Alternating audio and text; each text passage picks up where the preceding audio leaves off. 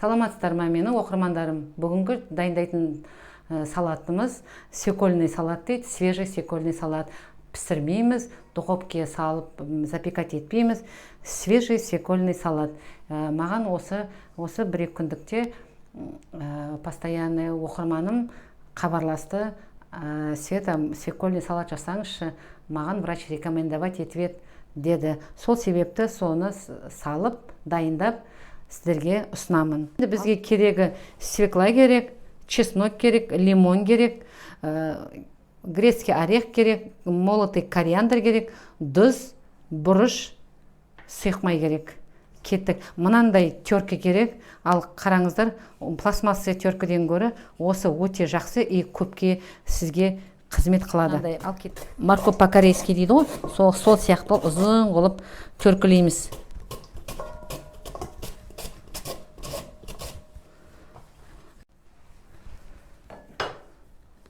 Мұны свекламызды тарттық. Мұны көріп тұрсыздар ма? Свекламыз тарттық. Енді мұны тұз, бұрыш,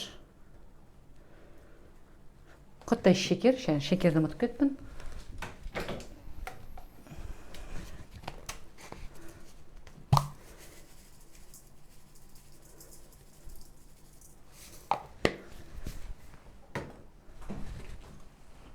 Мына жерде грецкий орех кішкентай, мына жерде кориандр,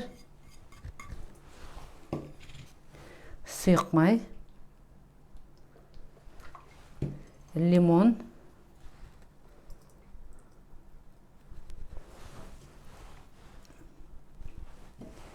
и чеснок.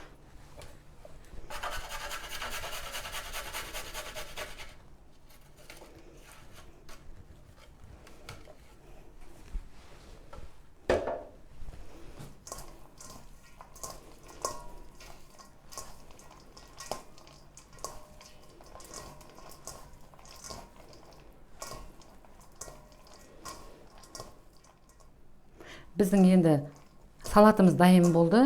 Міне.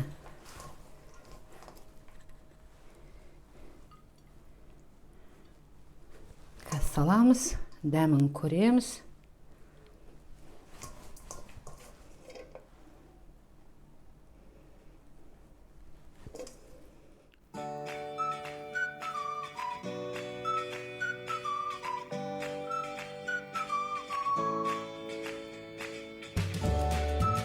Міне енді свекладан біздің салатымыз дайын болды. Дәмін көреміз.